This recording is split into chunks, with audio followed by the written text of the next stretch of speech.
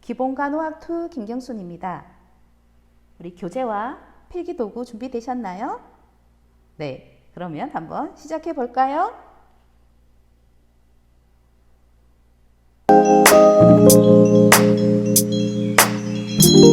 이번 7주차에서는 활동과 운동에 대한 강의가 있겠습니다. 네, 슬라이드 보실게요.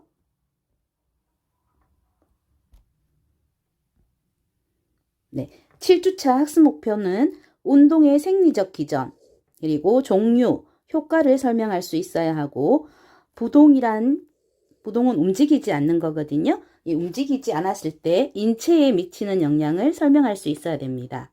그리고 관절 범위 운동 해서 관절 가동 범위를 우리가 ROM이라고 하거든요. 레인지 오브 모션 이라고 해서 ROM 네, 이런 부분도 나오고요. 이 관절 범위 운동을 설명할 수 있어야 됩니다. 그러면 이 관절 범위 운동이라는 것은 뭐 내전, 외전 해서 굴곡, 신전 이런 얘기가 나올 거예요. 네, 그 부분이 설명할 수 있어야 되고 보행 보조기구라고 하면 뭐 캔이라든가 뭐 워커 그리고 크러치 이런 단어들이 나올 거예요. 지금 저는 이제 병원에서 주로 쓰는 단어들을 많이 쓰고 있는데요. 그 부분이 교재에서는 우리가 한국말로 나와 있으니까 한국말 플러스 영어로 익혀 두셔야 되거든요. 그래서 그 종류를 설명할 수 있어야 됩니다. 그리고 대상자를 이제 이동할 때 어떻게 하는지 우리가 병원에서 보면 임상에서 환자를 침대에서 뭐 휠체어로 옮긴다든가 침대에서 침대 옆으로 옮긴다든가 이런 게 있죠. 그때 어떻게 하는지가 나와 있거든요. 그런 부분들을 설명할 수 있어야 됩니다. 그래서 교재는 71페이지에서 116페이지 되겠습니다. 그래서 활동이라고 하는 이 부분, 활동은 우리가 액티비티라고 하죠. 액티비티. 그래서 이 활동에 대해서 볼 거고요. 그리고 운동이라고 하는 것은 우리가 exercise. 그래서 그림 보시면 건장한 남자가 있죠? 네. 이 운동 종류에서 보면은 우리가 지금 등장성 운동 그리고 등척성 운동 그리고 등속성 운동 그리고 유산소 운동 들어보셨죠? 유산소 운동 그리고 무산소 운동 이렇게 해서 운동이 나누어지는데요. 이런 부분들은 국시에도 나오는 부분들이에요. 그래서 개념을 잡으셔야 되거든요. 그래서 등장성이란 어떤 것인지, 등척성이란 어떤 것인지, 등속성 운동이란 어떤 것인지를 이제 교재 보면서 알게 되실 겁니다. 그래서 하나의 팁을 얘기한다면 이렇게 관절을 운동하는 것은 등장성 운동입니다. 그리고 관절 운동이 없이 그냥 근육의 이제 길이 정도만 하는 이 길이라고 하는 이 자를 얘기하거든요. 그 부분은 이 관절을 움직이지 않는 것을 등척성 운동이라고 하거든요. 여기는 지금 관절을 움직였고 지금 이 부분은 관절이 지금 안 움직인 상태죠. 그래서 여기는 등장과 등척 운동, 등척성 운동이 같이 있는 거거든요. 그리고 이 등속성 운동은 이 두 가지 운동이 플러스 되어 있는 우리가 짐볼 운동, 짐볼 가지고 하는 우리 뭐 에어로빅에 가면 짐볼 가지고 하는 운동을 하죠. 그런 것들이 이제 근육의 길이 그리고 이런 관절을 같이 움직이는 등속성 운동이라고 합니다. 그래서 등작성은 관절을 움직인다. 그래서 등척성은 관절을 움직이지 않고 근육의 길이만 변화를 시킨다. 등속성 운동은 등장성 운동과 등척성 운동이 같이 나타나는 운동이다. 이렇게 생각하시면 되고요. 유산소 운동은 산소가 필요하다는 뜻이고 무산소 운동은 산소가 필요하지 않는다는 운동이거든요. 그래서 이런 무산소 운동에는 급격하게 하는 단거리 달리기라든가 아니면 팔굽혀펴기라든가 이런 것들이 여기에 해당되는 운동이겠습니다. 그래서 교재 보시면서 그 부분을 다시 설명해 드릴게요. 그래서 활동과 운동, 이번 7주차에서 하는 활동과 운동에 대한 지금 전반적인 얘기를 해주고 있습니다. 그리고 이 활동과 운동에서 이제 나오는 부분이 신체 선열이라는 얘기가 나오거든요. 얼라이먼트라고 하는 그 부분에 있어서 보시면 지금 왼쪽에 보이는 이 사람의 지금 자세가 어떤가요? 네, 좀 굽었죠. 네. 그래서 이렇게 많이 굽어 있는 이렇게 다 있다 보면은 나중에 측만증이 올 수 있어요. 측만증.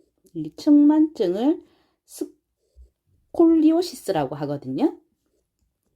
그래서 우리가 학생들이 학교에서 의자에 앉을 때 바른 자세로 앉아야 되는 이유가 이 측만증이 요즘에 많아요. 그리고 요즘에 이런 휴대폰 그리고 뭐 탭이라든가 이런 태블릿 PC를 이용하면서 워낙 이제 자세가 많이 흐트러져 있거든요. 그래서 이런 자세들이 제대로 된 자세, 우리 원래 자세가 정확한 자세가 바로 서야 되는 자세가 선열을 유지한다고 얘기를 하거든요. 그리고 뭐 이렇게 있는 이분도 지금 굽어 있는 자세. 그래서 제대로 된 자세를 해야 되기 때문에 지금 사진을 조금 갖고 왔고요. 그리고 밑에 그림은 아이의 그림입니다. 우리 아이도 어떤가요? 지금 조금 이렇게 네, 이쪽으로 지금 치우쳐져 있죠? 그래서 여기도 허리가 이렇게 굽어져 있는 것을 볼 수 있습니다. 근데 이 그림은 왜 가져왔냐 하면요. 우리 다음 그림에 보시면 영화가 나와요. 예쁜 외국 아이죠? 네. 이 아이 영화 같은 경우에는 스스로 이 신체 성렬, 그러니까 몸의 중심을 잡을 수 있는 능력이 있다고 합니다. 네. 그래서 원래는 우리 태어날 때부터 몸의 중심을 잡을 수 있는 것이 갖추어져 있는데 우리가 성장하면서 이렇게 나쁜 습관으로 인해서 이 선체 선열이 무너지는 겁니다.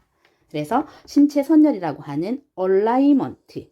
네, 이 스펠링이 좀 어렵긴 하거든요. 네, 써볼까요? 같이 얼라이먼트. A-L-I-G-N-M-E-N-T. 얼라이먼트. 이것을 선열이라고 합니다. 그래서 임상에서 이 신체 선열을 얼라이먼트를 유지해라, 얼라이먼트 잡아주세요 이런 얘기를 많이 하거든요.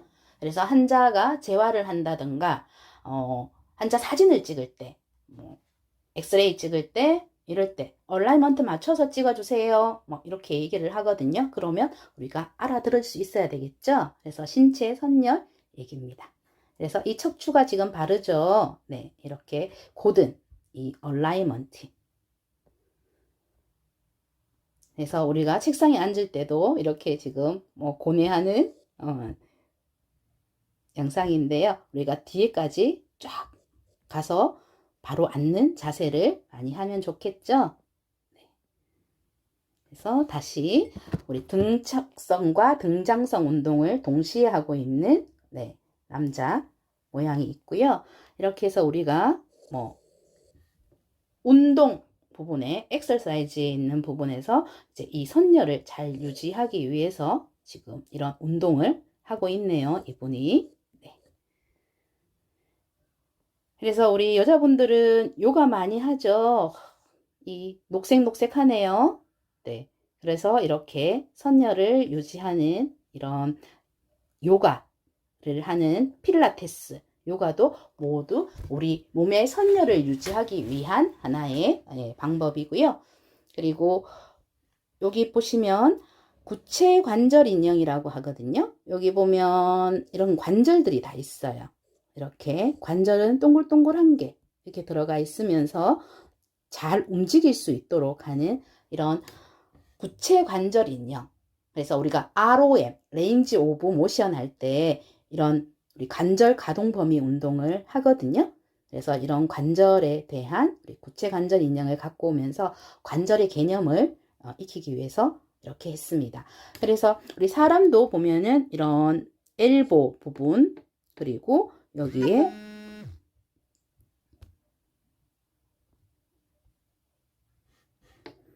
네, 엘보 부분, 그리고 여기에 힙 부분, 그리고 목 부분, 그리고 여기 어깨 부분. 이 부분들이 다 관절로 이루어져 있잖아요. 그래서 우리가 뭐 다쳤을 때 이런 여기에 있는 뼈보다 이런 관절을 다쳤을 때 더 많은 치료 시기가 치료 기간이 걸립니다. 그래서 관절을 조금 다치지 않도록 조심해야 되겠죠. 네. 그리고 바로 밑에도 우리가 구체 관절 인형이거든요. 여기 보이시죠? 잘. 이렇게 동그랗게 관절. 네. 그래서 참 예쁜 인형이죠. 네. 그리고 다음 그림에는 보면 네. 우리가 플랭크 자세. 네. 그래서 이 자세는 우리가 플랭크는 자세는 운동 중에서도 어디에 해당되냐 하면은 등척성 운동에 해당되겠습니다. 이 자세를 계속 유지하기 때문에 여기를 관절을 움직이는 건 아니거든요. 이 90도로 있기는 하지만 관절을 폈다가 구부렸다가 하는 게 아니기 때문에 이렇게 계속 이 플랭크 자세로 있는 것은 등척성 운동이라고 합니다. 이 정도의 개념을 가지고 우리가 교재로 넘어가서 설명을 드리도록 할게요. 네, 교재입니다. 교재를 보시면 이제 활동과 운동. 그래서 주요 용어부터 볼게요. 네, 계속 얘기했던 ROM입니다. 레인지 오브 모션이라고 했었죠? 네, 관절 가동 범위. 레인지 오브 모션. 그리고 기동성이라는 얘기가 나올 거예요. 모빌리티. 얼마만큼 움직일 수 있는지 기동성, 모빌리티. 그리고 보행이라고 하는 게이트. 이거는 걷는 거겠죠? 걷는 것. 네. 이렇게 이 세 가지는 알고 뒤에 이제 교재를 공부할게요. ROM, 모빌리티, 게이트. 따라해 볼까요?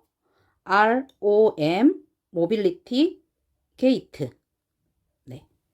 72페이지 준비해 주세요. 네. 72페이지에 보면은 사람의 활동은 전반적 건강과 생리, 심리적 자가 조절에 영향을 미칩니다.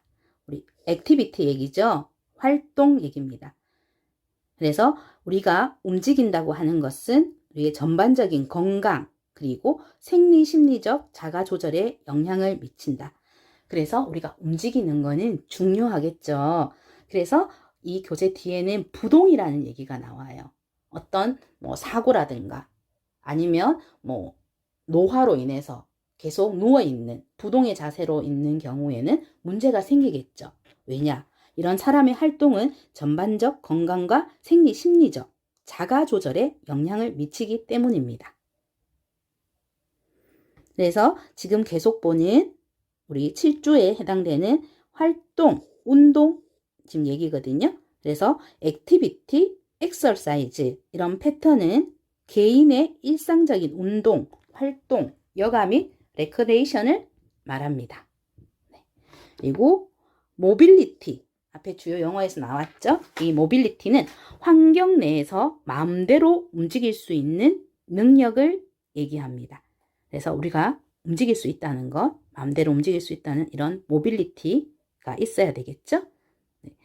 그래서 정상적인 움직임에 이제 우리 신체 움직임은 조정된 근육 활동, 그리고 신경계, 이런 근육과 이런 신경계의 통합을 필요로 하고 이런 네 가지의 기본 요소가 있어야지 신체가 움직이는 거거든요.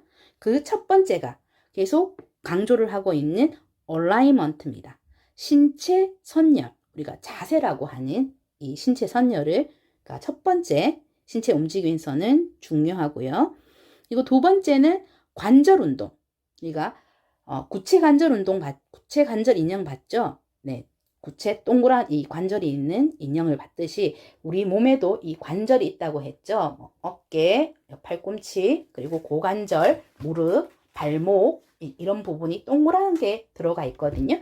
그러면서 이 관절이 움직여야 되겠죠. 이 관절 운동, 그리고 우리가 스테빌리티 아니면은 뭐 균형이라고 하는 이런 안정성, 그리고 통합된 신체 운동, 이렇게 네 가지를 가지고 신체 움직임을 할 수가 있는 겁니다. 이게 정상 움직임이거든요. 그러면 이 하나하나에 대해서 보겠습니다. 그래서 첫 번째 선열과 자세입니다. 그래서 선열은 계속 얘기했던 얼라이먼트 얘기입니다. 그래서 이 얼라이먼트는 곧 자세라고도 한다. 그래서 같은 개념으로 보면 되고요. 그래서 선열과 자세 보면 적절한 신체 선열, 이 얼라이먼트는 와 이 자세는 신체의 각 부분이 최적의 균형과 최대의 신체 기능을 증진시킬 수 있는 방식을 따르는 것입니다. 그래서 여기는 개념이 이제 세 가지가 나와요. 중력선, 중력 중심, 바닥면이 나오거든요. 보이시죠? 중력선, 중력 중심, 바닥면. 그래서 라인 오브 그래비티, 센트럴 오브 그래비티, 베이스 오브 서포트, 이렇게 세 가지가 나오는데 이 부분은 그림을 보면서 익힐게요. 보면 중력선이라고 하는 게 나오죠. 중력선은 어때요? 이 세로로 있는 이 부분입니다. 그래서 가장 중앙을 지나가는 이 선을 중력선이라고 하고요.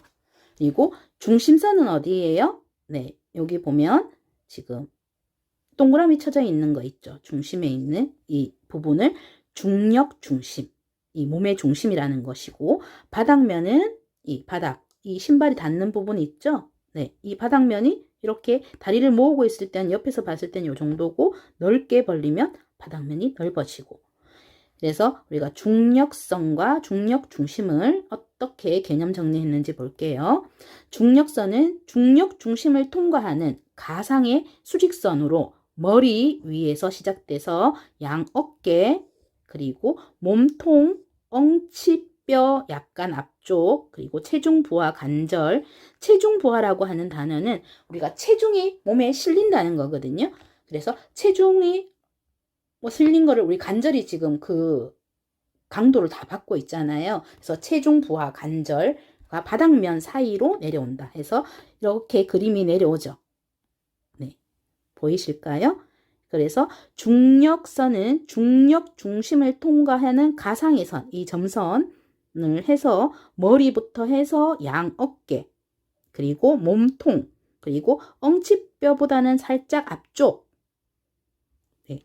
그리고 체중 부하 관절이 이건 다 무릎이 되겠죠? 무릎, 발목, 이렇게 해서 쭉 내려오는 이 선이 중력선입니다. 우리 그라비티, 중력, 네. 중력의 선이, 가상의 선을 얘기하는 거고요. 그리고 여기 보면 중력 중심, 센트럴 오브 그래비티는 어떻게 돼 있어요? 이 그림 여기에 개념 정리는 네, 배꼽, 그리고 두덩결합, 배꼽, 그리고 두덩결합, 취골 사이에 있는 게 두덩결합이거든요. 그 사이에 중간쯤에 있는 엉덩관절의 중심에 위치한다. 고관절 얘기하거든요. 여기에 고관절이 있어요. 그래서 여기 중심에 위치한다. 그 부분이 중력 중심입니다. 그래서 이 그림에서는 중력선, 가상의 선과 이 중력 중심, 우리 그 배꼽하고 연결되는 이 부분 중력 중심에 대한 것을 이제 기억하고 가실게요. 그래서 중력선, 중력 중심. 그리고 관절 운동은 보면은 관절은 근골격계를 움직이게 한다 해서 구체 관절 인형에서도 봤듯이 이 관절 동그라미, 이 동그라미가 근골격계를 움직이게 한다. 우리 몸에 이 관절이 다 있죠. 네. 그래서 관절 가동 범위, 레인지 오브 모션에 대한 얘기고, ROM은 관절이 움직일 수 있는 최대 운동 범위, 관절 가동 범위라고 합니다. 이 부분은 표 19-2를 보면서 이제 ROM에 대해서 익힐게요. 이 부분은 국시에도 많이 나오는 부분이기 때문에 개념 정리를 잘 하셔야 됩니다. ROM에 대해서 19-2 볼게요. 네, 그림 보이시나요? 네, 그 중에 우리가 중요한 부분만 일단 형광펜을 그어놨어요. 그래서 여러분들도 이 부분에 대해서는 확실하게 알고 계셔야 됩니다. 그래서 굴곡. 네, 굴곡 보면은 머리를 정중선을 따라 앞쪽으로 구부린다 해서 머리를 앞쪽으로 한번 여러분도 구부려 볼까요? 네, 여러분 머리를 목을 중심으로 해서 앞쪽으로 구부려 보세요. 네, 이것을 굴곡이라고 합니다. 네, 굴곡. 굴곡. 네, 플렉션이라고 하거든요. 플렉션. 네, 굴곡.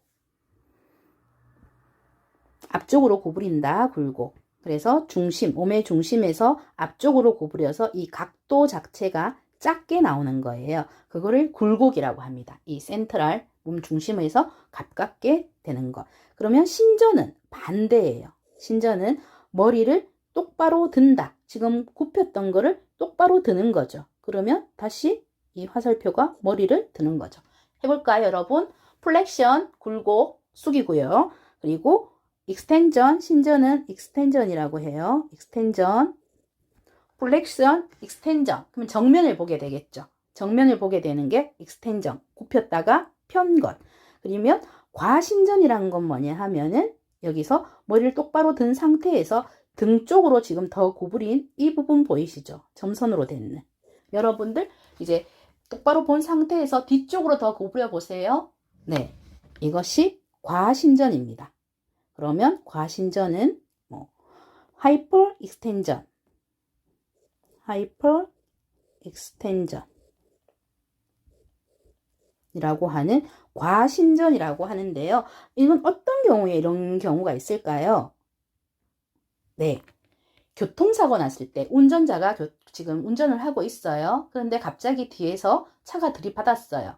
그러면 목이 갑자기 앞쪽으로 구부렸다가 플렉션이죠. 구부렸다가 뒤쪽으로 이렇게 과도하게 익스텐전 되는 거예요. 그래서 하이퍼 익스텐전이 되면서 우리가 그 교통사고가 났을 때 드라마에서 보면 차에서 내리면서 뒷목 잡고 내리는 거 봤나요? 예, 뒷목 잡고 내리는 게 이렇게 하이퍼 익스텐전이 되었기 때문입니다. 그것을 과신전이라고 기억해 주시면 되겠습니다. 그리고 회전은 우리가 얘기하면 회전은 완전 둥글게 하는 거라고 생각하는데 여기서 회전은 얼굴을 좌우로 돌리는 거예요. 그래서 우리 목을 오른쪽으로 봤다가 왼쪽으로 보는 것. 이것을 회전이라고 합니다. 로테이션. 네. 그러면 여기에서는 네 가지 개념은 꼭 가지고 가셔야 돼요. 이 페이지에서는. 그럼 여러분 반복해 볼게요. 네. 플렉션 해보세요. 고개를 숙이고, 그리고 익스텐전, 고개를 똑바로 하고, 하이퍼 익스텐전, 고개를 뒤로 젖히고, 그리고 목을 오른쪽 봤다가 왼쪽 봤다가 하는 것은 회전, 로테이션이라고 하겠습니다. 로테이션. 네. 그러면 플렉션, 익스텐전, 하이퍼 익스텐전, 로테이션에 대한 개념은 잡으셨을 거고요. 네. 계속해서 보시겠습니다. ROM. 네, 75페이지 펴주시고요. 75페이지에 보면은 외전이란 게 있죠. 제가 미리 조금 써놨는데요. 어브덕션이라고 되어 있습니다. 어브덕션. 뭐예요? 팔을 머리 위로 들어 올려요. 팔을 머리 위로 들어 올려 볼까요? 네, 이것이 어브덕션입니다. 몸의 중심에서 바깥쪽으로 간다고 해서 바깥쪽 위로 들어 올린다. 그래서 B가 어때요? 어브덕션 해서 B가 바깥쪽으로 B 모양이 네, 이렇게 나오죠. B. 제가 이것을 외우기 쉽게 하기 위해서 이 얘기를 해주거든요. 물론 스펠링도 알아야 되지만 어브덕션 하면은 B가 있고요. 그 반대가 뭐냐 하면은 내전이에요. 내전은 어덕션이에요. 그럼 여기서 다른 스펠링이 뭐가 있을까요? B와 D의 차이입니다. D. D는 어때요? 안쪽을 보고 있죠. 왼쪽을 보고 있죠. 동그라미가. 그래서 내전은 스펠링이 D가 되고요. 바깥으로 가는 외전은 B로 해서 이 동그란 부분이 바깥으로 가서 그렇게 저는 학생 때 외웠거든요. 외우는 요령입니다. 여러분들도 어브덕션, 바깥쪽으로 하는 외전이다. 그러면 팔을 위로 들어 올린다. 바깥쪽으로 해서 위로 들어 올리는 거고요.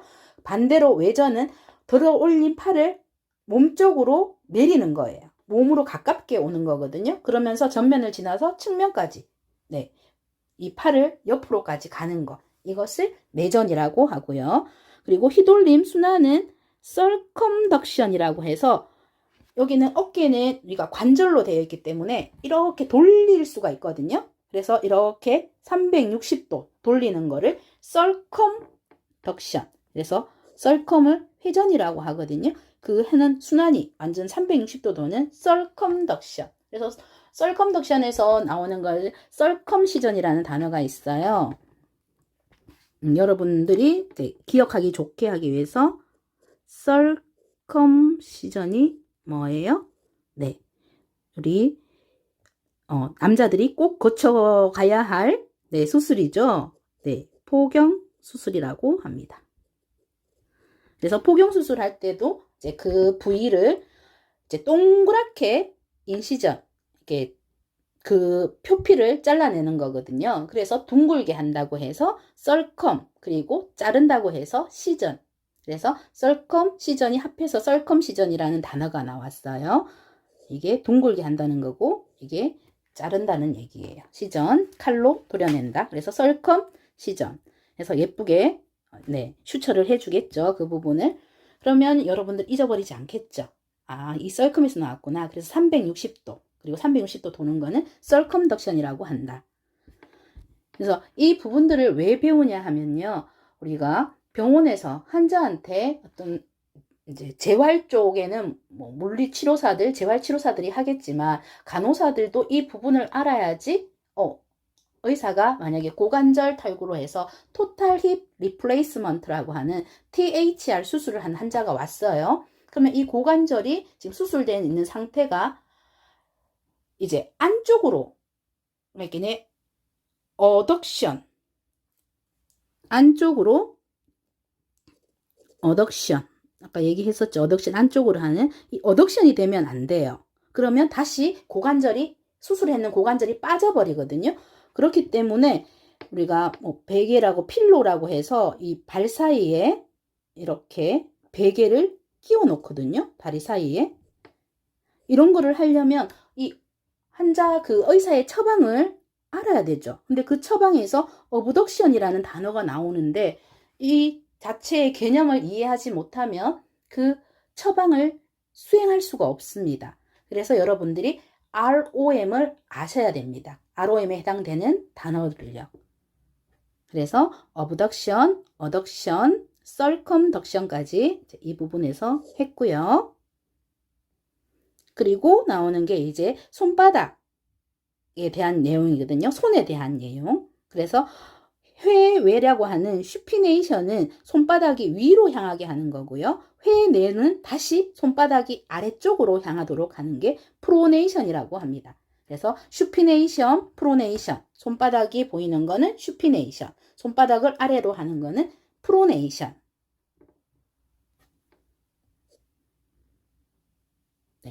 이렇게 해서 지금 ROM에 대한 설명을 했습니다. 그래서 지금 73페이지에 대한 관절 가동 범위, 관절 가동 범위에 대한 이 부분은 중요한 부분이고요. 그래서 표 19-2에서 표시해 둔 부분은 반드시 메모하면서 기억하셔야 됩니다. 그리고 균형 볼게요. 평형 기전은 속기. 속기라고 하는 거는 우리가 내이라고 하겠죠. 내이. 그러면은 내이는 뭐예요? 우리가 기가 있으면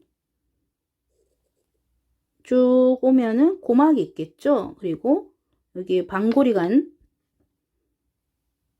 달팽이관이 있을 거고, 그래서 고막 전까지가 우리가 뭐라고 해요? 외이.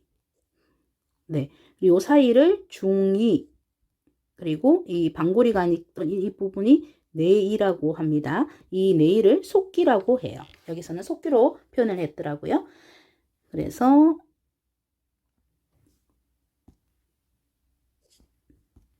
글씨 내이, 그리고 시력, 그리고 근육과 건. 시력, 근육은 머슬이고요. 건은 텐던.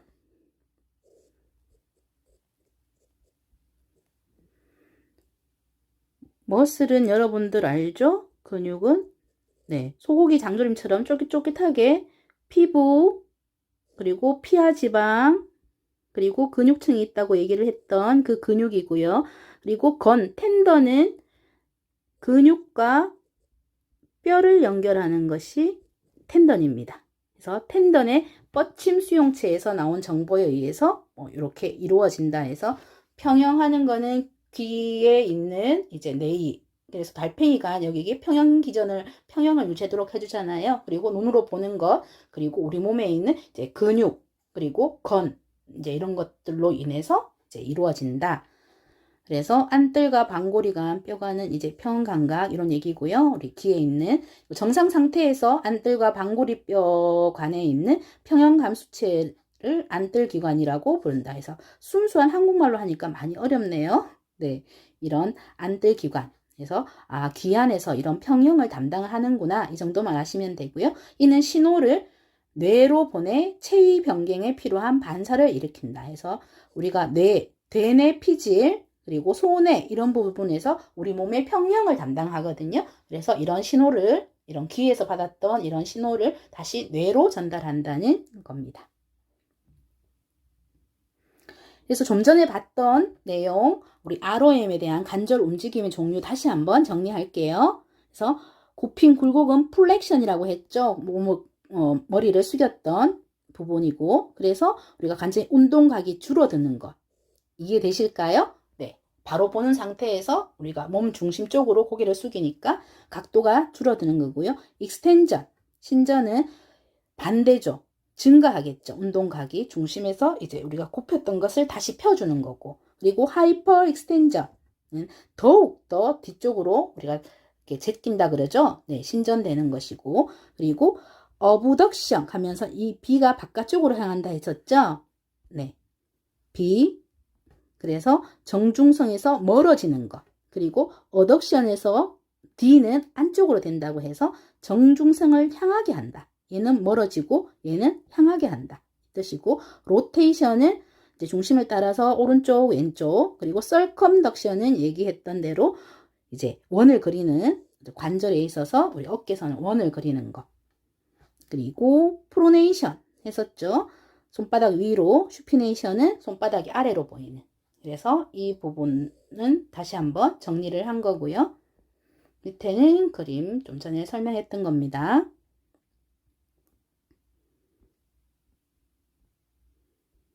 그래서 79페이지에 보시면 고유감각이라는 단어가 나와요. 이 고유감각. 네, 이것은 자신의 자세, 운동, 평형의 변화를 인식하며 몸이 체위, 무게, 물체의 저항을 아는 것. 어렵게 설명이 되어 있는데요. 이것은 그냥 쉽게 얘기하면 우리가 팔을 개고 TV를 본다고 옆으로 누워 있다고 생각해 보세요. 그러면 우리 몸은 지금 몸이 내가 팔을 개고 있구나. 네. 이런 것들을 안다는 거예요. 그래서 최대한 편한 자세로 이렇게 기어 있는 그것을 인지한다는 거. 그래서 자신의 자세, 운동, 평행 변화를 인식한다는 거. 그래서 이렇게 팔을 베고 있으면 어디가 불편하다는 것, 이런 것들의 저항을 아는 것이 고유 감각 되겠습니다. 그래서 신체 운동의 조절은 좀 전에도 설명했었는데 우리 뇌 얘기, 속기 얘기를 하면서 이런 부분들이 이제 뇌에서 또 그런 평형 감각을 담당한다고 했었잖아요. 그래서 대뇌 겉질 해서 우리 이 대뇌 겉질이 세레브럼 콜텍스 이게 대뇌 겉질이고요. 대뇌의 그 회백질에 해당되는 부분, 그리고 소뇌, 세레벨룸이라고 하는 소뇌, 그리고 바닥핵이라고 하는 바잘 갱글리아, 이 대뇌 겉질, 소뇌, 바닥핵 이 전체를 얘기를 하면 다 뇌에 해당되는 부분이죠. 그래서 뇌 중에서도 이 세 개의 부분에서 적절하게 기능하면 균형이 잡히고 유연하게 마음먹은 대로 움직일 수 있다. 그래서 이걸 다시 얘기하면 대뇌 겉질, 자발적인 운동활동 유발, 소뇌는 운동활동 통합하고 그리고 바닥핵은 자세를 유지한다. 이 모든 부분이 자세를 유지하고 균형을 잡히는데 해당되는 부분입니다. 그래서 뇌의 속기랑 같이 해서 나온 부분이고요. 81페이지에 이제 우리 강의를 시작할 때 얘기했던 등장성, 그리고 등척성, 등속성, 유산소, 무산소 운동에 대한 내용입니다. 볼게요. 그래서 운동의 유형에 보면 운동은 근육의 이런 수축 그리고 이완을 하는 것이다. 수축은 어떻게 돼요? 근육이 이렇게 수축하는 것, 이완은 이렇게 펴지는 것. 그래서 릴락세이션 되는, 릴리즈 되는 이런 부분입니다. 그래서 수축, 그리고 이완. 이렇게 해야지 우리가 움직일 수 있잖아요. 근육이 수축과 이완을 해야지 움직일 수가 있는 거거든요. 네. 그렇게 되는 것이 이제 운동인데, 이 운동에서 등장성 운동은 아이소토닉 엑서사이즈라고 합니다. 다이나믹 엑서사이즈라고 하고요. 우리가 임상에서는 아이소토닉이라는 단어를 많이 씁니다. 아이소토닉 엑서사이즈. 그러면 이것은 근육이 짧아져서 근육 수축과 능동적 움직임이 일어난다. 그래서 우리가 얘기하는 대부분 달리기, 걷기, 수영, 자전거 타기 이런 거는 어때요? 다 관절을 움직여서 이렇게 하죠. 달리는 것도 그렇고 걷는 것도 그렇고 수영도 자전거 타는 것도 다 관절을 움직입니다. 그래서 관절을 움직이면서 근육의 장력이 발달되고요. 그리고 근육의 크기도 증대됩니다. 일상생활 활동과 능동관절 가동범위 운동이 등장성 운동입니다. 나머지는 조금 보시고, 이거 등척성 운동을 보시면 등척성은 아이소메트릭 엑서사이즈입니다. 등척성, 이 부분은 등장성과 다르게 어떻다 그랬죠? 관절 운동은 일어나지 않는다고 했어요. 관절, 이렇게 굽히는 것, 펴는 것, 이런 게 없다는 거죠. 그래서 아이소토닉 엑서사이즈, 스태틱 엑서사이즈, 세팅 엑서사이즈라고 하는데 임상에서는 아이소메트릭이라는 단어를 많이 씁니다. 그래서 쉽게 얘기하면 우리 플랭크 자세 알죠? 플랭크 자세. 우리가 운동하러 가면 뭐 배에 뭐 근육 복근이라든가 전반적인 우리 몸의 이제 균형을 이루어 줄 때 플랭크 자세를 많이 하게 해요. 근데 사실은 1분 30초도 견디기 힘들죠. 처음에 하시는 때는. 그렇게 있는 자세, 플랭크 자세가 이 등척성 운동입니다. 그래서 근육 긴장은 변화하지만 근육의 길이와 근육이나 관절 운동은 일어나지 않는 것. 그래서 우리가 초기 재활을 할 때 이렇게 뭐 한 달 아니면 2달 정도 침대에서 어떤 뭐 이유 때문에 침상에서 부동 자세로 누워 있었다든가 아니면 캐스트라든가 석고봉대를 해서 그 관절을 못 움직이잖아요. 이제 석고봉대를 하게 되면 그러면 가만히 있는 상태에서 이걸 다 이제 제거를 했어요. 리무브를 했을 때 다시 이 근육에 살이 붙게 해야 되잖아요. 그 근육 운동을 처음 할 때 이 등척성 운동을 하게 됩니다. 그래서 초기 재활을 할 때 이 등척성 운동으로 시작이 됩니다.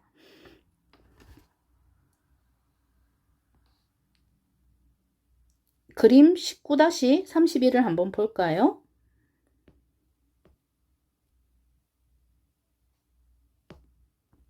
19-31.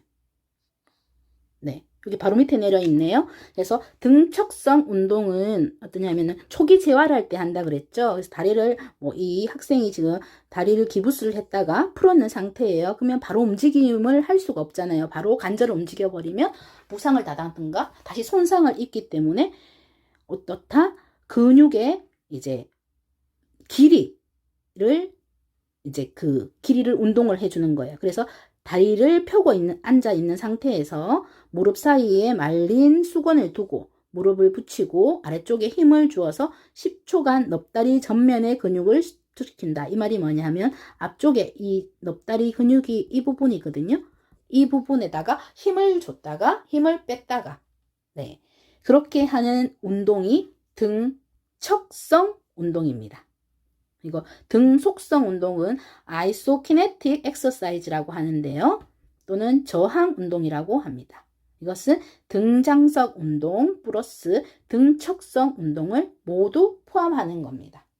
그래서 우리가 짐볼 운동, 짐볼이 이렇게 있고 우리가 사람이 이렇게 누워 있으면 다리를 이렇게 굽히고 이제 있는 이런 운동을 하는 게 이 관절도 움직였고 그리고 길이도 변화되는 이런 것들이 등속성 운동에 해당되겠습니다. 그래서 여기는 이제 등속성 운동에는 특별한 기구, 짐볼 이런 것들을 사용하고요.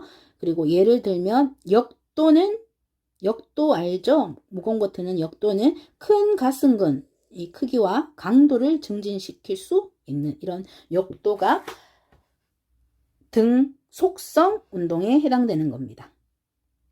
이렇게 세 가지가 있고요. 등장성, 등척성, 등속성이 있고 그리고 또 다른 의미에 있는 것이 유산소 운동, 무산소 운동.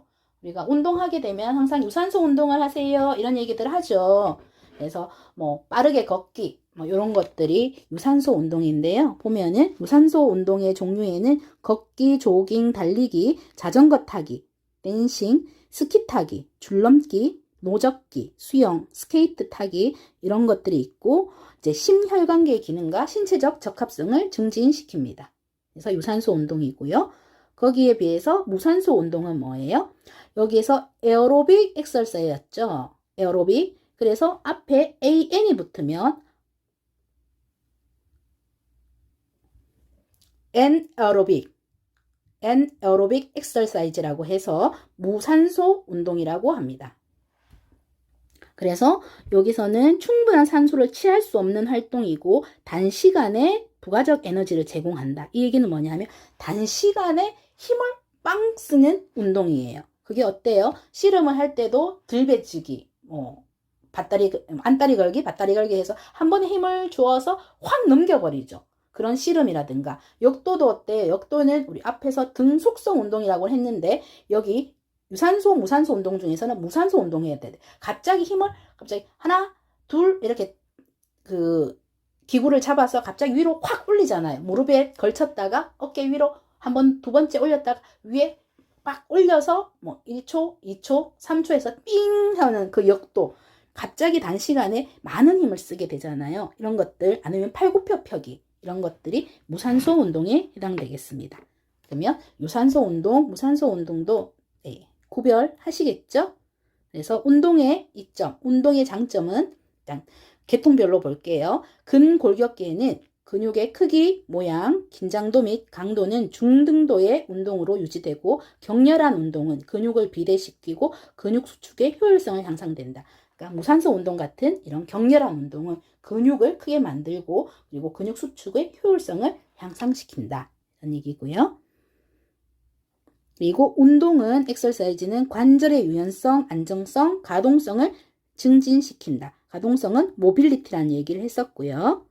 그리고 심혈관계 볼게요. 좀 전엔 근골격계였고 지금은 심장, 혈관 쪽에 보면은 적절한 운동은 어때요?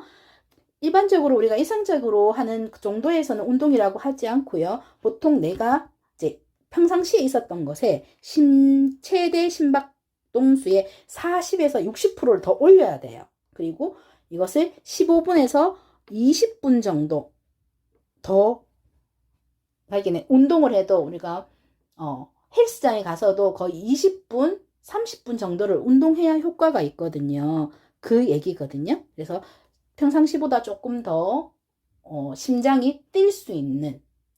그래서 내가 만약에 맥박이 70이었다. 그러면 거기에 20은 7, 2, 14, 14를 더하면 84회 이상을 이제 하는 운동이 40%죠. 그러면은 7, 4, 28, 70에서 98회 정도가 이제 넘어야지 운동 효과가 있다는 거예요. 그래서 심혈관계 운동은 이렇게 적절한 운동은 이런 것들이 해야지 된다. 그래서 심박동수, 심장 근육 수축 강도, 심박 출량 증가로 인해서 이제 심장과 근육의 혈류를 증가시킨다는 얘기고요.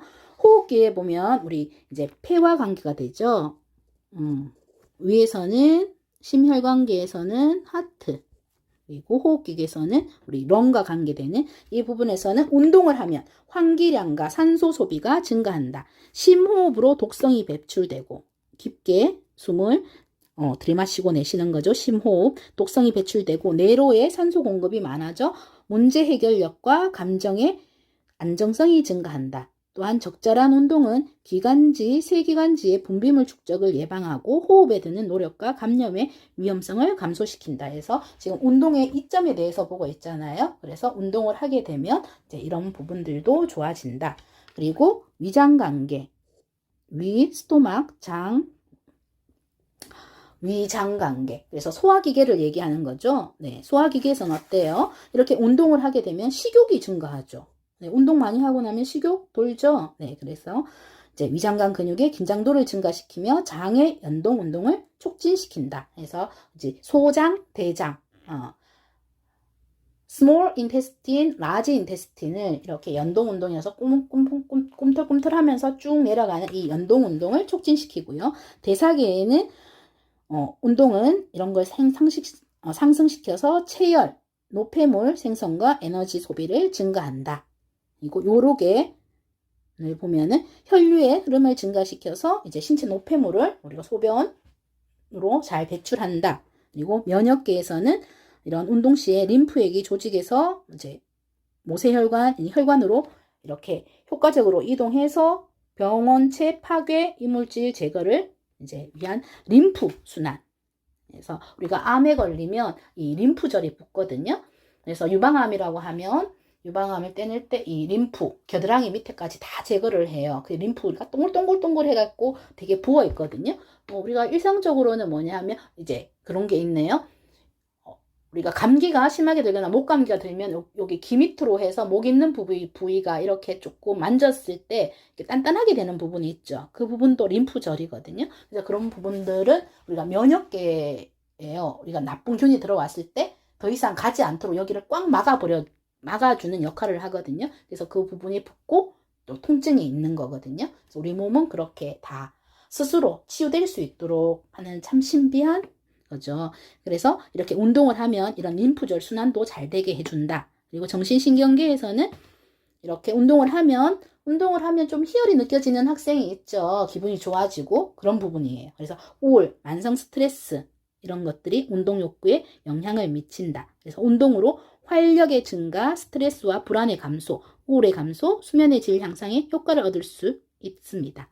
그리고 인지기능, 운동이 의사결정, 문제 해결 과정, 기획, 주의 집중 이런 인지적 기능에 긍정적 효과가 있다고 논문에서 얘기하고 있고요. 영적 건강에 있어서도 이런 요가 스타일의 이제 운동, 요가를 가면 요가 이름도 여러 가지가 많잖아요. 인도에서 갖고 온 게 많죠. 인도가 앉아서 요가하는 그런 부분들이 영상이 많이 되잖아요. 연상이. 보면은 마음, 신체, 정신을 연결해서 신과의 관계를 증진시키고 내외적 환경 간의 균형을 유지해서 신체적 안녕을 도모한다. 그래서 뇌 건강 이런 얘기들도 이제 그런 에어로빅, 아니 요가 이런 데서도 얘기를 하는 것이 이런 운동을 통해서 영적 건강을 얻을 수 있기 때문입니다. 좀 전까지는 이제 움직임의 이점, 운동의 이점 이런 것들을 했고요. 이제 반대예요. 그러면 부동의 영향은 무엇인지, 우리가 움직이지 않으면 어떤 일들이 일어나는지 볼게요. 부동의 영향. 질병이나 손상 때문에 활동을 할 수 없거나, 질병, 어떤 손상 때문에, 그리고 비활동적인 생활 습관을 가진 사람. 그래서 집에만 오면 계속 누워만 있거나, 소파에도 거의 안 앉고 거의 누워있거나 움직임이 없는 사람들 있잖아요. 이런 나쁜 생활 습관을 가진 사람은 신체 체계에 여러 가지 이제 문제가 있을 수 있다는 거예요. 지금 코로나19로 인해서 우리 코로나 블루라는 얘기 많이 하잖아요. 우리 블루, 우울하죠. 그러면 기력도 없고 계속 집에서 계속 누워있는 거죠. 이렇게 누워있는 생활 습관을 가지게 되면 어떤 일이 벌어지는지 볼게요. 그래서 이런 나쁜 것들이 있기 때문에 간호사는 부동의 위험을 이해하고 대상자를 움직이도록 격려할 필요가 있습니다. 그래서 수술이나 질병 후에 조기 이상은 무슨 얘기냐 하면 early ambulation이라고 해요. 요즘에는 수술을 하고 맹장 수술을 하고도 이틀, 3일 후에 바로 움직이게 하거든요. 그런 것들을 early ambulation이라고 해요. 예전에는 일주일 후에 움직이세요 이렇게 했는데 이제 연구에 의하면 최대한 빨리 조기 이상을 시킬수록 좋다고 해서요. 그래서 요즘에는 early ambulation을 하고 있습니다. 그거는 빨리 움직이라는 거잖아요. 네. 그래서 부동을 하게 되면 이제 계통별로 볼게요. 우리 이점에서도 계통별로 봤었고 지금 부동에서도 계통별로 보겠습니다. 그래서 근골격계 첫 번째 나왔던 거 보면 불용성 골다공증입니다. 그래서 디스뉴스 오스테오포로시스라고 하는 불용성 골다공증인데 예를 들면 요양병원에 오래 누워 계신 할머니 할아버지들이 계셔요. 이렇게 오래 누워 있는 사람들 같은 경우에는 체중 부하 활동이 없는 거예요. 내 체중 부하라고 하면 아까 우리 관절, 우리 무릎, 그리고 발목에 이런 관절에 체중이 실리는 거잖아요. 그런데 누워 있으면 여기에 체중이 실릴 일이 없죠. 그래서 체중 부하 활동이 없으면 어떻게 되냐 하면 뼈는 탈광물화가 됩니다. 그 얘기는 뼈에서 이제 이 칼슘이 빠져나간다는 거거든요. 그래서 칼슘은 우리 뼈를 이루고 있는 거잖아요. 근데 그렇게 하다 보니까 그 뼈가 스펀지 같이 구멍이 뻥뻥뻥 뚫려요. 그거를 골에 구멍이 뚫렸다고 해서 골다공증이라고 하거든요. 그렇게 스펀지처럼 되어 있는 뼈는 어때요? 조금만 넘어지거나 조금만 잘못해도 심지어 기침을 하는 거에도 갈비뼈가 부러질 수 있거든요. 골다공증 환자는. 그런 골다공증이 생기는 겁니다. 그래서 부동의 첫 번째는 뭐냐 하면 이 불용성 골다공증이 올 수 있다는 겁니다. 네, 2차 시에서 계속해서 연결할게요.